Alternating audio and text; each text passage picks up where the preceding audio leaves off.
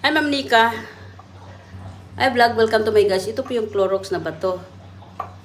Yung towel ko na puti, nginis-ngis ko ng nginis-ngis. Pagkusot ko, napunit. Kasi ano siya eh. Hardstone Clorox. Oo, hindi siya liquid. Ganun style dito.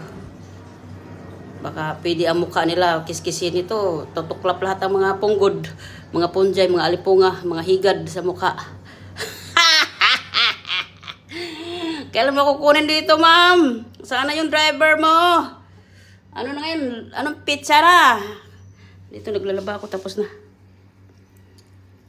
Ano ba yun? Kailan darating?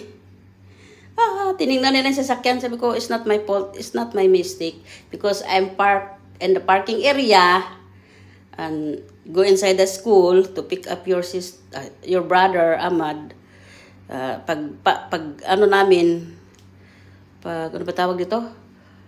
Paglabas namin sa school, pupunta na kami sa sasakyan para sasakay na kasi pipick upin pa yung sa college.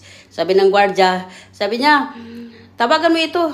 Tinuktok siya, katok siya sa window shield. Sabi niya, yung sasakyan mo, sinagi ng isang tao. Kung ano pangalan? Siya umalis na, ibinigay yung number, tawagan mo na lang. Kinuha yung number. Nagmamadali daw eh. Yun, binigay ko yung madam. O, diba? Uy, magbanlan po, sakit ng mata ko. Sakit ng kamay ko.